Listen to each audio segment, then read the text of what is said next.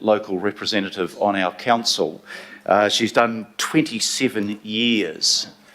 27 years. That's a huge service. 18 of those years have been on the Auckland City and then the Auckland councils, and prior to that, the Wairarapa. And of course, Kathy has proudly represented the Eden Albert ward and been a very effective advocate on their behalf. The things I say about Kathy, I think, would be acknowledged by all of us, that she is a strong, passionate and forthright advocate on community issues, always willing to stand up for a fairer, a more sustainable and an inclusive Auckland. That commitment has seen her accept the role and the carrying out of a role with enthusiasm and vigour of being coordinator of our demographic advisory panels, which has led those panels to bestow her with the title of Overlad, which I think secretly she's quite proud of. She's also been an active member and a strong advocate on behalf of the Te Puna Monga Authority. I think it's fair to say around this table that nobody ever dies wondering what Kathy thinks about a particular issue. She has a strong vision for what Auckland should look like and a drive to achieve that vision. At the same time, after years of experience as an elected representative, she's pragmatic about decisions and knows that, a journey of 1,000 miles starts with a single step. She has been conscientious in her attendance at council committees, and she has been always an active participant. Outside of this place, Kathy also has a range of other interests. I saw one, and I've never seen this word before. It said that Kathy was a dissectologist. I looked at this and I thought, God, that sounds like vivisection. That's not Kathy. To the contrary, but a dissectologist, if I'm rightly informed, is somebody that does jigsaw puzzles. So that's something that, Kathy, I never knew about you. I did know that you have a love for Scrabble, and with your command of language, that makes you very good at that. None of us that follow Facebook can be unaware of your love for pukekos. I've got comments of my own about pukekos that managed to pull out some of the native trees that I've planted on behalf of council, so my love isn't quite shared to the same extent.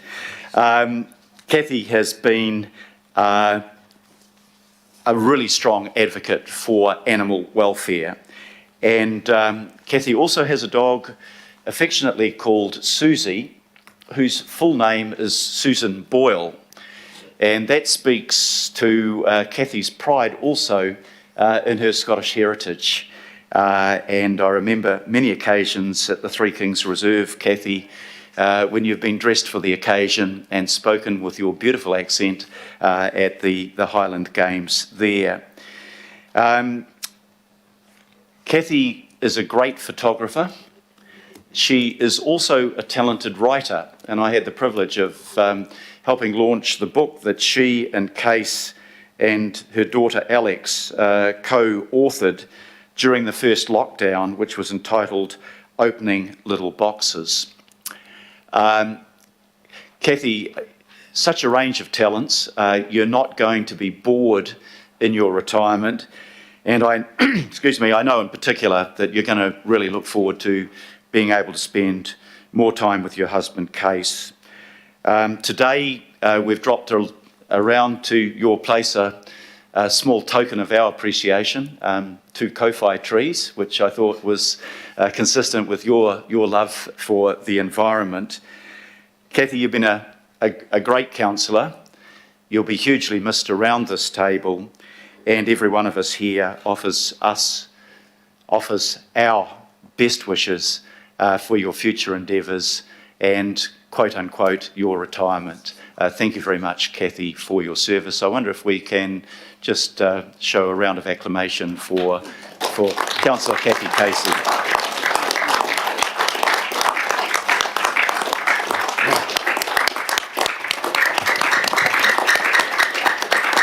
And in case you can't see it, Kathy, that is a standing ovation. Right, it's now my pleasure to call upon Deputy Mayor, and the best Deputy Mayor I could possibly have wanted over the last 6 years, Bill Cashmore, to deliver some comments. Sorry. Ine mana, ine reo, ine ring tira ma, tēnei koutou, kia ora, good morning everybody. I want to take you on a bit of a journey, an opportunity to talk to you about what's been achieved since Auckland's been amalgamated, how we've gone about it, and what some of the results are. Emphasis that there's just some. There's 103 slides in this pack, and they'll be going through at the rate of 1 every 3 seconds. So focus. But first we need to contextualise it. So Auckland's population has grown by over 300,000.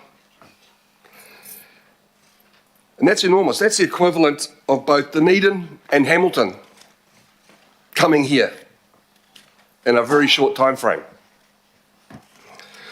And thanks to our unitary plan, we are doing our part in enabling a mix of dwellings for Aucklanders to call home. The unitary plan took some time to deliver, but it is working. Our capital investment has ramped up to ensure infrastructure that supports the communities and the growth gets in place as quickly as possible, alongside as much as possible that growth and that endeavour. The levels of investment are at record levels, as you can see.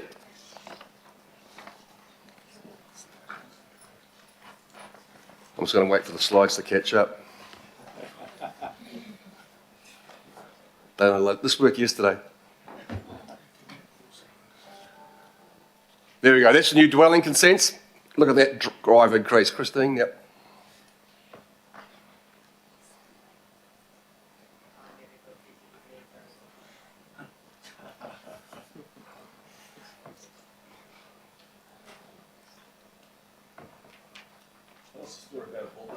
Yeah, so, okay, there's the CapEx, and we're seeing the COVID impact. I'll get a bulldozer on this tech in a minute. Okay, so hopefully we can keep up now. Next one. But despite that growth, our CapEx has not had the same parallel rise. CapEx has been restrained through prudent management, and this graph also shows the depreciation and the interest, and they are both caused by the capital program. So the actual net OPEX has had a pretty minimal increase considering the population rise. Now let's think about some of the essential services that council supplies, and these I'm going to go through quick. 409 million litres, we supply essential services to over 1.7 million Aucklanders, many of them who don't realise it is council who is providing them these services. We touch the public of Auckland every day in numerous ways. Our top quality drinking water is now future-proofed. Thanks, Phil. Over 409 million litres of wastewater is collected and treated daily to a world-class standard. A network of over 6,300 kilometres of stormwater pipes, culverts and connections are in place, and more is coming, a lot more. Our integrated public transport system, where you can use a hop card from bus to ferry to train. It's a New Zealand first, and it's a pretty damn good system. Local roads, all 7,452 Ks, are a good example of where we can never do enough. It's challenging, and AT have significantly improved the contractors' work around the space, but more needs to be done, and more will need to be done in the future. Waste collection. Boy, would we hear it if we didn't pick up people's rubbish, pick up their recycling, and in the future, pick up their food waste. Your emails would be running hot. I don't know if Parul's here or not, but to Parul and her team, who have engineered this system, got it accepted right across Auckland, and delivered the actual zero waste program as close as we can get it, thank you. Housing is changing and catering evolving requirements for our communities. New typologies and new opportunities. Some love them, some hate them, but change is inevitable. Animal management. I will never forget my visit to the animal management people and watching some of the videos that those staff have to go through. It is horrendous. It is absolutely horrendous. These are brave, dedicated people who actually run to put themselves in danger, a bit like firemen, quite frankly. And they face some pretty tough calls and pretty tough situations. So on behalf of all of Auckland, the animal management team, we thank you for your work and what you do to help make us safe. Noise control is another delicate area where we have over 600,000 complaints a year. And as we get more densified in our housing, those complaints may inevitably rise. Again, our staff do what they can, but it is not an easy answer, it is not an easy fix. We have best practice for safe food and beverage consumption in and around our cities, cafes, restaurants and bars. Thanks to the regulatory team who do this work to make sure our city's a safe place to have a good time in. Everybody loves our parks and our playgrounds, and we continue to invest in over 4,000 parks across Auckland. The same applies to our 800 sports fields. Much loved, well used, with 6 million bookings every year. Our libraries did us proud during COVID. It's a changing place, but it's an evolving arena and environment for Aucklanders to enjoy. They are much loved. Our 42 swimming pools and leisure centres play a key role in teaching water confidence to our community and helping Aucklanders to keep fit and just to have fun. It's great, people love them. And there are a huge numbers of civic events that take place around the region each year, from Anzac Day services to citizenship ceremonies to our great summer events program, lest we forget. The urban development taking place across the region is also something to be proud of. Auckland's landscape is changing. Let's look at some of them, some before and after shots. Hobsonville Point. Millwater is a great example of a well-planned greenfields environment. Wynyard Quarter, gone are the fish factories, replaced by entertainment and hospitality. Fun for all to enjoy, and it is having record visitation numbers right now. The transformation of Federal Street, which is a car-clogged, narrow little byway, really, and now it's a destination street. How cool is that? The Gold Award-winning downtown program, world class, isn't it? Just so cool. Ditto for Tekatai Square. We're also investing in my favourite part of town, in Firebrig Place. That's where Pippa's going to retire to. and Pukekohe, the other end of town. Yeah, I love Puke.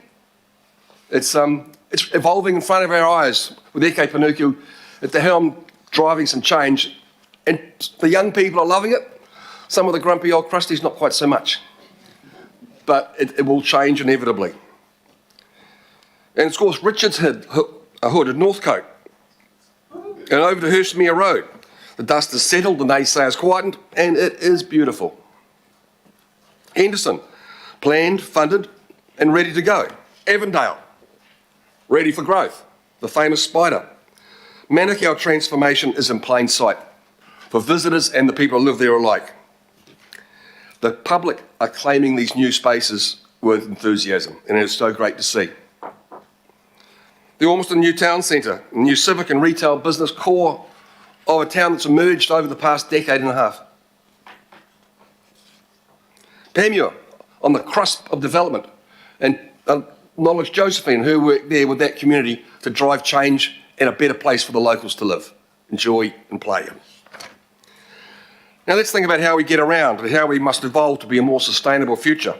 The hop card is going to be critical to every one of us. We've integrated trains, bus and ferry services.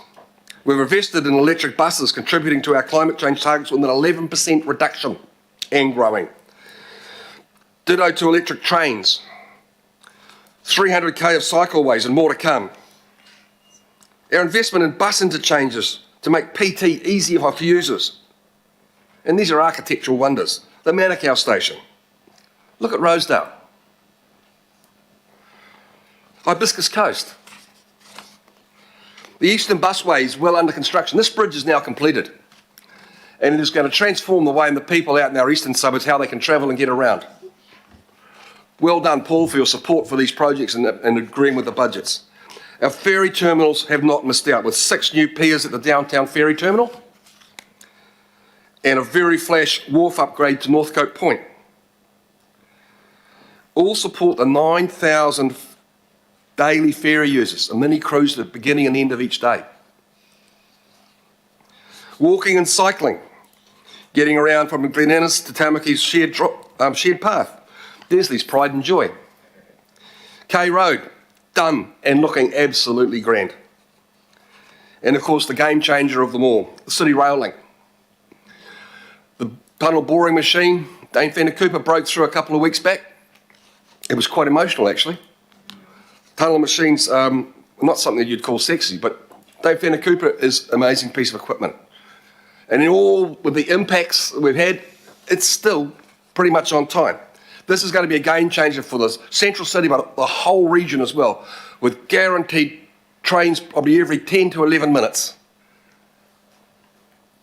I can't wait for it to happen. And the person leading some of our climate work is the Mayor, Mr. Goff. He's had an electric car from day one.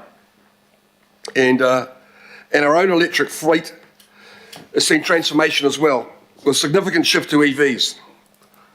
Phil, you led that charge. Good on you. We're also doing a lot of work with our natural environment. We took Carry Dieback on with a lot of naysayers, but the program is working. It will take time, but it will work because science always wins over myth. My favourite part of town, the Hunua Ranges. We've just about finished this latest 1080 program, so the rats and the possums are out and the bird life is back, and you've all heard the stats around the Kokako. We're on track to minimise waste going to landfill with help from our youngsters from a Tamariki. They're helping mum and dad do things in a better and smarter way. The next generation will lead us on. Diverting and recycling and supporting our communities doing their thing. Volunteers doing wonderful work. We're doing our bit to protect seabirds. We have a cute and very effective biosecurity team. Pictured here is retiring agent Tui. I call him retiring agent K9. Licensed to kill, well, maybe not. We're replanting our urban streets. We've got world-leading technology in our safe swim and better environmental outcomes because of it. We are predicting when the water will not be safe to swim in. Now that's smart tech, and my hat goes off to Craig McElroy, Andrew Chin and the team in Healthy Waters for leading this work. And it is people, technology has been taken up elsewhere around the world and within New Zealand. We're bringing our waterways and wetlands back to life. And man, it's cool. There's the Arakiri one in Takanini. Puanui's next for restoration, out with the shopping trolleys and in with planting. There's life coming back to the Gulf. We will reseed mussels. We will work with our partners, Māori and iwi, to do this work. It will take some time, but we will turn the tide. And I take my hat off and recognise the Hauraki Gulf Forum. We've adopted a comprehensive emission transport program, the TERP, and man, it's ambitious. But if we're going to be effective in doing our bit around climate change and reducing carbon, this is the sort of thing we have to do. And I'm looking forward to hearing and seeing and witnessing what the Council does in the next term around this plan. But it's not all about policies or about the work on the ground or in the ground, and we know we can't do it alone. So we help our volunteers and our community groups manage pests, deliver better planting programs through our community grants programs and local board inputs. It's been a massive success. And then there's our community facilities. To take a look at some of these. Te Manawa Library, the pride of the West. The Takanini Community Hub. Again, Pippa's retirement home at the Elvin Melville Centre. You know, it's just been refurbed. A smart upgrade to the East Coast, a Bays Library. How cool is that? The Birkenhead pump track, you know, the kids just love these things. The upgrade Northcote Point Reserve Playground. A wheelless car there. The water-themed playground in Westgate. And Stanmore Bay, a splash pad for Wayne and John. The stunning Mangawhau Walkway. Have you been up there and had a look at this? It is beautiful. And you have to recognise the work that's been done by Paul Majuri and the Te Puna Authority team. It is fantastic. And I expressed my thanks to Paul last night. Take a walk around the Western Promenade. Now that could be anywhere, isn't it? It is beautiful. And of course there's Tira. I really recommend this park. I went and visited my first term. It was gifted to us by a farmer up there, and it is a stunning piece of unique coastline on the northwest. Go and enjoy some great accommodation there. This presentation would not be complete without recognising the people that make Auckland such a fun and vibrant place to live in. Exciting, diverse, and a shout out to all the festivals that Eke Panuku and Te Kai Auckland Unlimited put on for our city. The Tamaki Haranga Waka Festival celebrates our unique Maori history and culture. Diwali, the Festival of Light. The Auckland Lantern Festival celebrating the New Year. Pacifica, celebrating our Pacific communities and showcasing food, dance, music and fashion. Our stars in this. Matariki, celebrating the Maori New Year. The Elemental Festival, lighting up winter with food, entertainment and good times. We showed the world that we could do the 36th America's Cup. Kind of sad it's not staying around, but maybe we'll get it back one day because we've got a beautiful harbour and some very smart, sophisticated people who can run and organise these events. And we've got to give them acknowledgement. It's fair and due. One to look out next year is the FIFA Women's World Cup. It is going to be 3 to 4 times or more the size of the Rugby World Cup. This is on a global scale. And I can't wait to see it happen. Let's not forget that pre-COVID we hosted the hugely successful 2017 World Masters Games. Thanks to Jenna Wooten and the team. Thousands of people came to Auckland to enjoy their sport and celebrate with one another. Our international stages are back. The shows will always go on. As are the concerts returning to our stadiums. And the Auckland film industry is going from strength to strength. You've all been a part of that journey. Now let's not forget about our much-loved regional facilities, our award-winning Auckland Art Gallery, our world-class zoo. It's sometimes a little bit hard to tell who belongs where. You're on the wrong side of the fence. Things are changing rapidly around us and we need to keep pace. We need to be better at telling our story and empowering our people to do and think things differently and about how we engage with our diverse communities. Go and see Eddie up on 28 and have a look at what he's doing.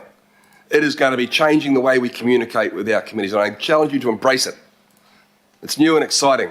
I got a lot of time for Eddie. In closing, I want to say my thanks. Firstly to the staff. Jim, you, your ELT and the whole team, you serve this city proud. Every staff member of this council should be able to go to a party, to a barbecue and say, I work for Auckland Council and I'm proud of it. You should. For those who have worked directly with me, I feel sorry for you, but you've been a great bunch.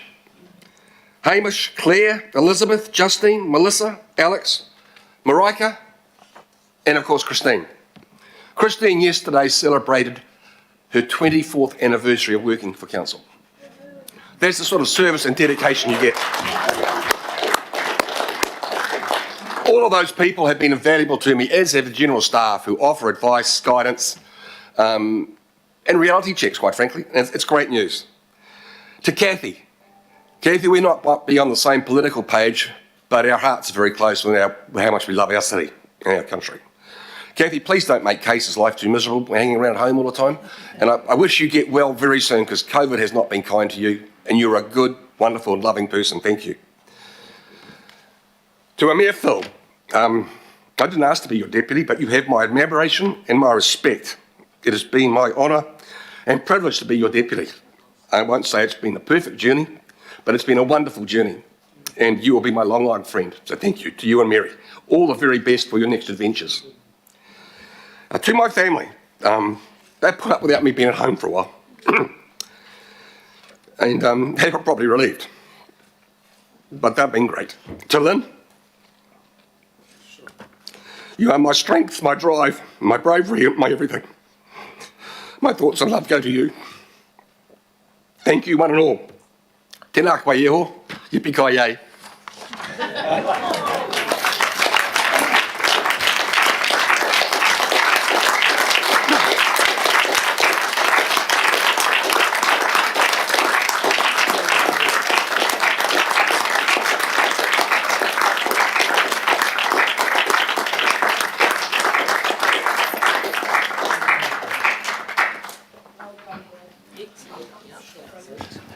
I haven't seen Bill that emotional since he gave Lynette a bulldozer for her birthday. Bill, thank you very much. I'll just make a brief comment here. Well, that was a tour de force, wasn't it? That should be compulsory reading by all candidates before they start talking about things being broken. I'd love to see the Herald and stuff print that in full. That would be fantastic. Todd and Simon, I'm sure that you'll accommodate that. It'll only take most of the paper. But if a picture tells 1,000 words, those pictures tell us why we're here around this table.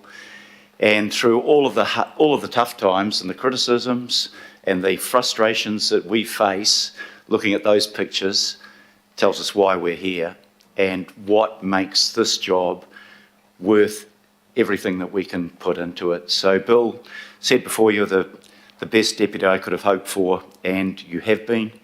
I reckon I've moved you to the left a little, just a little. But as you said in your comments, actually this isn't about left or right, it's what works for the city. And it's a belief in the city and a belief in doing the right thing, backed by evidence and backed by professional advice and backed by our own judgment. So thank you hugely. And we'll spend a bit of time drinking wine down Orrery Point and fishing occasionally to talk about old times and what the new council's doing wrong. If I can start my comments, inga mana, inga reo, e ro rangatira mā, tēnā koutou, tēnā koutou, tēnā koutou katoa. I'd like to begin really where Bill ended, which is with a thank you, because sometimes if you leave that to the end, it gets missed out. And my thank you is to a wide number of people. I'll begin with my wife, because simply for tolerating me and for my lifestyle and for my absences over 40 years. She's learned to be quite independent of me, which is probably just as well for her and for me. She did say one time unkindly to a New Zealand Women's Weekly interview, he needs a challenge, it makes him easier to live with. And that's probably true, but I think from all of us, when we work around this table and we take on the role of public office, it's our families that carry the weight of that sometimes, particularly our spouses and our partners, but also our kids. And, you know, I said on a podcast with Paula Bennett yesterday, you know, what did you regret about your life in politics is that our kids shouldn't have to suffer for the sins of their fathers and mothers. They should be let to get on with their lives, and they should be treated the same as everybody else. No privilege, but no singling out. And yeah, I do pay tribute to all of our partners and our kids for what they put up with because of the decisions that we have all made to go into public life. Can I thank council staff? Didn't know quite what to expect when I first came here, but what I've found is an unfailing commitment and dedication and competency and professionalism. I've seen some staff members that have been working on a project that we've said we need this before the governing body or one of our other committees that have worked through their weekends. I remember one time working with staff right through Easter on something that we had to get to government before Easter Tuesday. And I just want to pay tribute to all of our staff. Too often you don't get recognised. Too often you, like we, suffer abuse that's not deserved, you should always be held to account. You should always be held responsible. You should equally always be treated with respect and with gratitude for the work that you do. And to Jim and all of those that work with you, my profound thanks. I want to acknowledge in the same breath our CCO staff, and I could make the same comments about them. Do they always get it right? Of course they don't. All of us are human beings. We all make errors. We sometimes take a while to get to the right solution, but that doesn't detract at all from the commitment and the hard work that you have given to us. To my mayoral office staff, I got a compliment I wasn't expecting or wanting from the Ratepayers Alliance. As you know, I'm not a great respecter of much of what they say. They said the Mayor underspent his budget by $3 million, which we did this year. We did it because we are lean and streamlined, which also means I put more pressure on the staff that I have appointed. And my staff have not only been hugely competent and hard-working, but they've been a joy to work with. It's almost like you have another family here. And my wife would say, oh, you spend more time with that family than you do with yours. But a big thank you to my office staff, past and present, for what you've done. To the IMSB, I had a chance to thank David Taiperi last night at a function.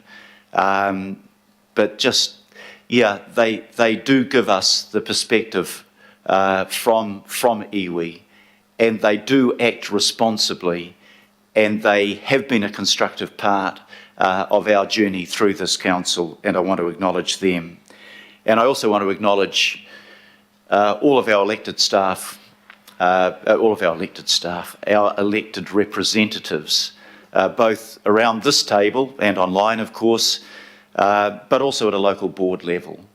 And it's been great to work constructively over these last 6 years, and always to have had overwhelming support for what we have done. Not unquestioning support. Alf, you pointed that out to me last night. Just as well you never told me what to do, because I wouldn't have done it. I only do it when I think you're right. Fortunately, you're right most of the time. But it's great to be part of this team, and to have gone through the challenges that we've faced over 6 years, and to have worked collegially in the overwhelming majority of the time. I want to say I leave the job with a real mixture of feelings. You know, one part of me says in 1 week, 1 day and 5 hours, I'm going to be liberated. That sense of anticipated liberation is quite exciting. But it's also a sense of sadness, and a sense of sadness because I'm leaving a job that I've enjoyed doing, people that I've enjoyed working with, most of all, probably the opportunity to make a difference. And through everything, you know, some people I've said to, are you enjoying the job? And I said, am I enduring the job? You know, 60% frustration, but 40% satisfaction. But that 40% satisfaction, when you can make a difference in the lives of the people that you are representing, when you can make your city better, when you can do something for future generations, that is a satisfaction none of you will ever get working in the private sector. You might not get paid as well, you might work longer hours, you get abused more, but that sense of satisfaction of being able to achieve something for the future and for your community is really quite profound. And I'm just conscious of the three of us that are leaving. We're all baby boomers. And something I've thought through all of my life, and I was at Bomber Command Association commemoration on Saturday at Motat Aviation Hall, and I was there with a guy called Eddie, and Eddie was 100 years old, and he was a tail end gunner in a Lancaster, and he approached the Lancaster up there and he almost embraced it. But those guys in their second tour of operations had a 1 in 40 chance of coming home. 1 in 40. And, from our generation's point of view, God, we complain a lot, but we've had it relatively easy. And we owe an incredible amount to those that have gone before us and those that have made a sacrifice on our behalf. And, to me, that gives us all an obligation to do what we can, standing on their shoulders, to make our future, our world, a better place. So the job has been a privilege, and I just want to, I don't need to go into any depth to achievements of this council, because Bill has just done a fantastic job. I kind of had it in mind to do that, and changed my mind when I saw what Bill was going to do, because he did it perfectly. But just maybe a brief summary of what I think we've achieved. And the first thing I think that we've achieved is stable, responsible and evidence-driven governance. We've been through a couple of terms of council. We haven't been undermined by scandal. We haven't been neutered by disunity. We have tackled the problems in front of us. We very rarely do it unanimously. We always strive for consensus, but if you wait for consensus, things won't ever happen. But we've always carried a very clear and strong majority, both around this table and around our local boards, for what we have done. And I want to acknowledge, I've worked with people, I don't care what your political backgrounds have been, I don't care about anything other than your commitment to doing what is right for this city and this council. We've saved Desley hundreds of millions of dollars through value for money. We come from different sides of the political spectrum, but we both had a profound commitment for value for money, delivering the best value for every ratepayer dollar that we get, and that's our obligation. We've kept our debt low. We're 254% of debt to revenue, and the credit rating agency said after COVID, well, we better lift your threshold to 290%. We've left room for any other challenges that we have. Today, we'll get a clean bill of health from the Office of the Auditor General, and that counts for something, because not every council does. And the credit rating agencies, they frustrate the hell out of me at times, but they have maintained our credit rating at AA with a stable outlook. And that, after losing that $1 billion worth of revenue, demonstrates that we have managed our finances prudently and sustainably. Secondly, I want to just look briefly at infrastructure. One of my key platforms in 2016 was we needed to do a whole lot more in infrastructure. We've now got assets worth about $70 billion. We're not a small borough council. Assets of $70 billion. In transport, and congestion drives me absolutely crazy. I drive longer than anybody except for Bill Cashmore to get here. But we've turned our long-term plan from a $20 billion investment in our latest long-term plan to an investment of over $32 billion. That's a huge increase.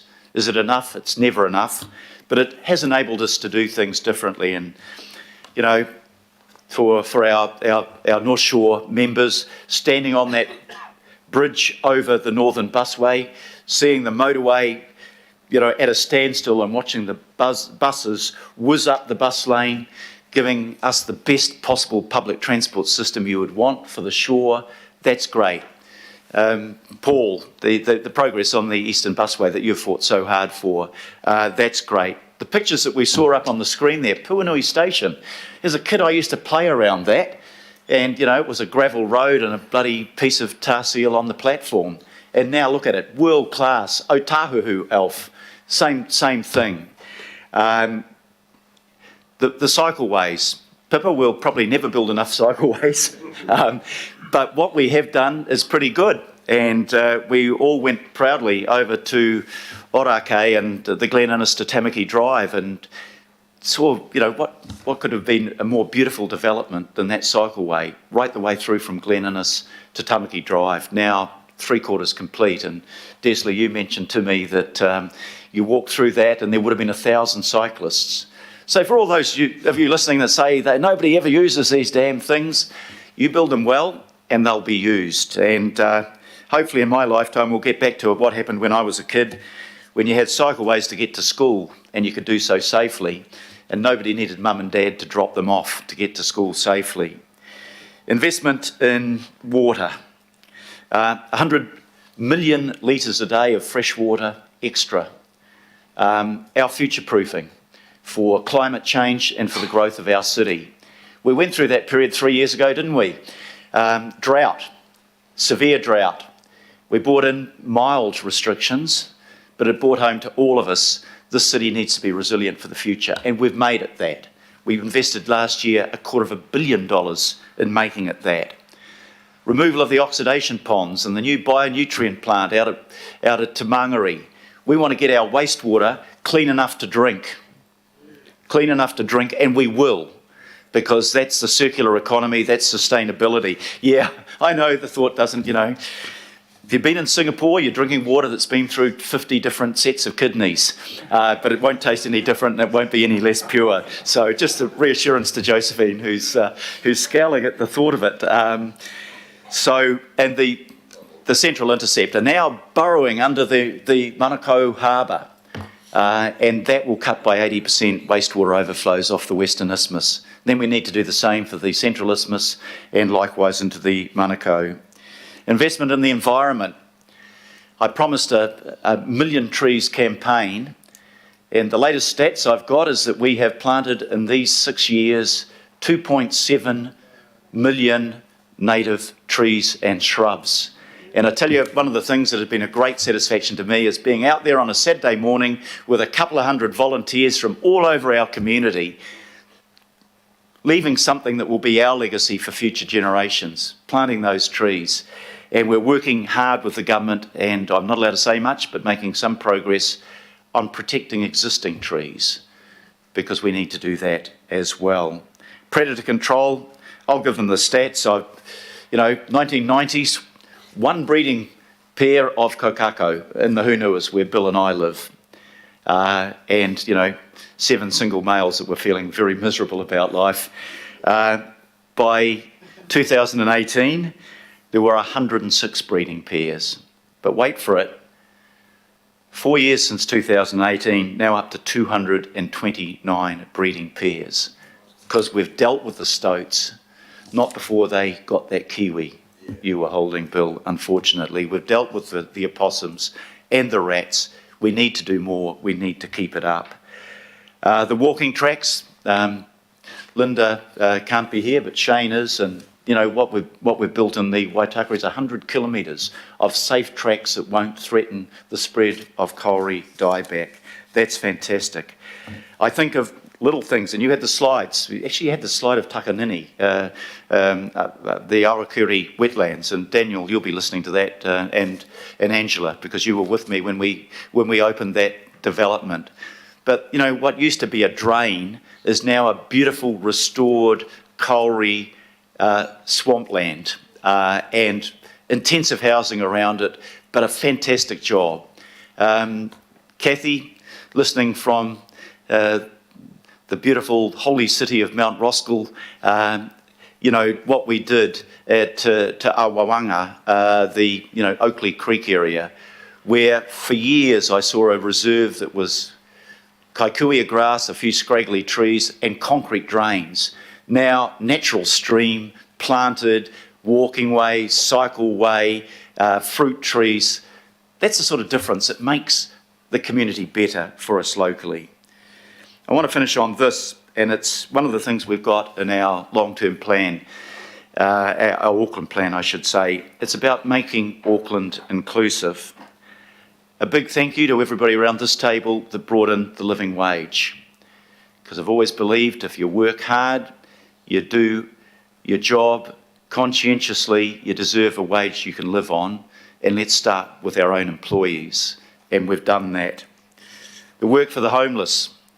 We had the official opening of Home Ground just across here.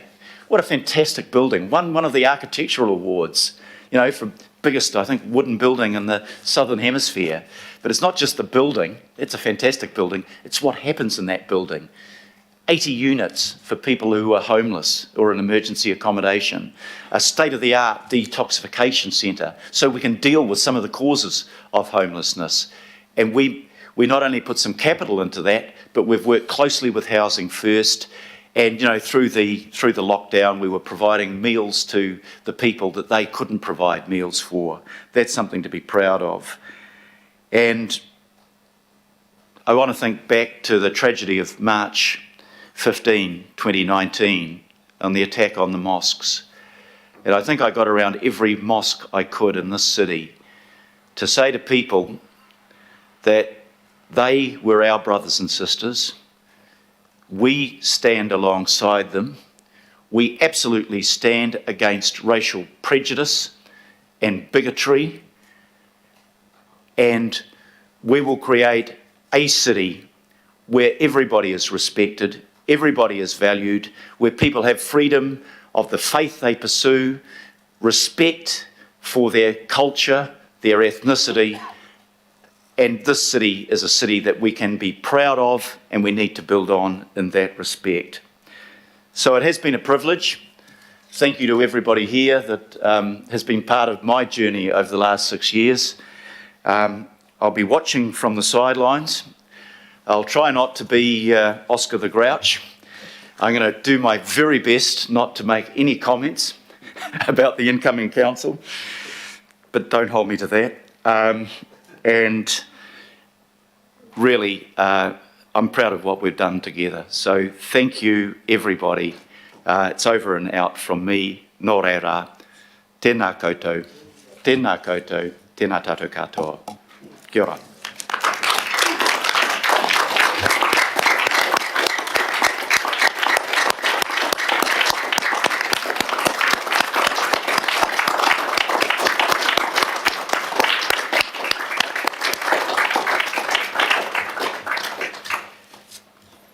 Thank you very much for that. I have a hand on my arm which signifies something.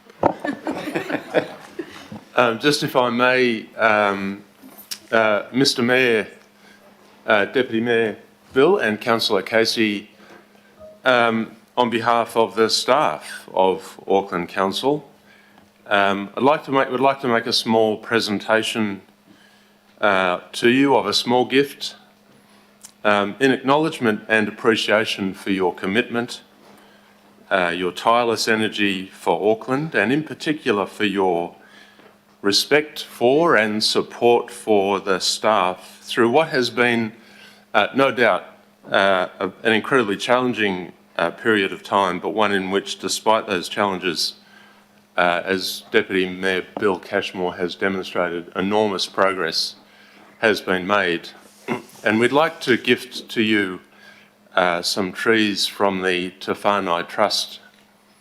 Te Whānau is a social enterprise Council has partnered with on a number of infrastructure projects. The approach is to create opportunity for people in longer term unemployment to develop skills and support employment pathways. One of the Mayor's first official public tasks was to break the basalt of the Te Awa project. The nursery has provided plants for this project, and it's fitting that one of your last official engagements is the governing body where we come full circle with a gift of a totara tree from the same nursery. Thank you all so very much for your commitment, your passion, and the energy that you brought that has no doubt left a very lasting and positive impact on Auckland. Thank you very much. Thank you, Jeff. Really appreciate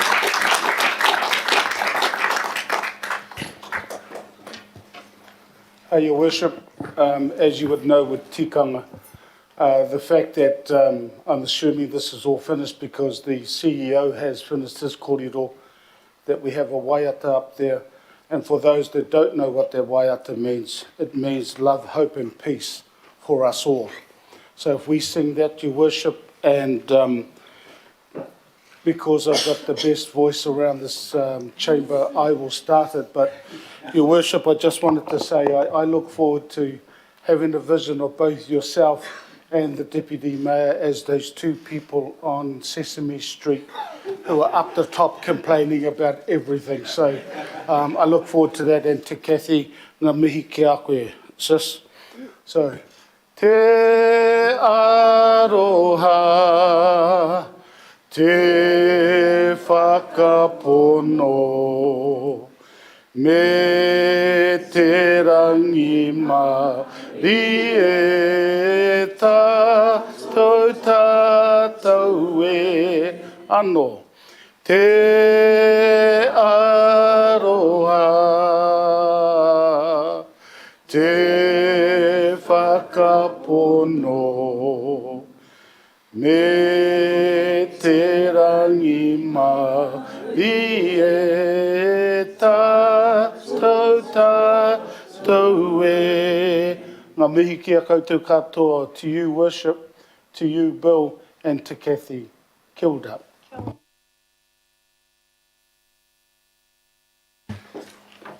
Kia ora, Alf. Thank you for that, and Jim for your kind words. And I know the nursery well. I've worked with it for many years, even before I was on council, and a perfect gift. And it's not quite too late in the planting season to get them in. So guess what I'll be doing tonight. Thank you very much, everybody. So we now come to...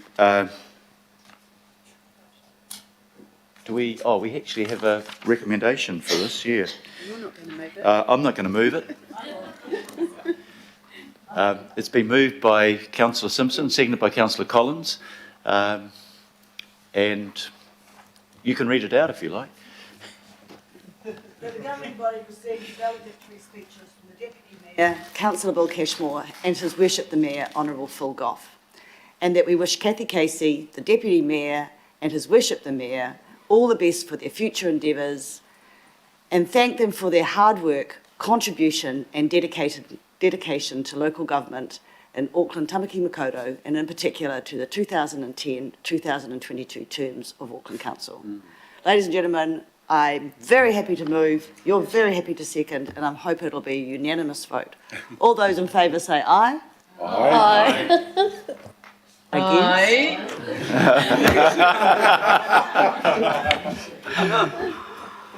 Against? Against. Unanimously carried. Thank you. Thank you very much, Desley and councillors.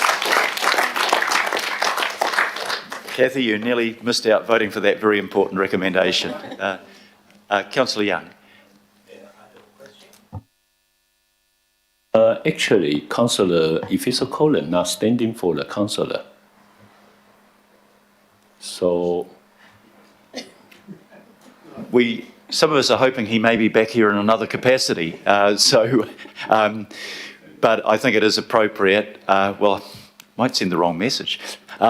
We acknowledge the work that Councillor Ifisa Collins has done, not only as a member of this governing body for 6 years, but also as a former chair of Tira Papatoetoe, and chair and member of that committee for 6 years, which makes him eminently suitable to carry on other functions on behalf of this council. So thank you very much, Councillor Collins. You're right to point that out, Paul, but if I do it somewhat informally, because I don't want to make it sound final. Kia ora. Right. We now move to consideration of extraordinary business. There is none. And we now have a procedural motion to exclude the public in order to discuss confidential items C1 to C4. So I'll ask Shane Henderson to move that way. Councillor Richard Hills to second. and I will put that motion. This is for reasons that I've outlined in the other items in regard to the reasons for confidentiality. All those in favour, please say aye. Aye. To the contrary, no. Aye. I declare that carried. I'll take a 5-minute, 10-minute recess, and then we'll come back for confidential items. And some of us will say thank you to those at the back of the room as well. Cheers. The councillors online, by the way, will need to join on the other link. So we'll see you back here at, let's make it 11:45.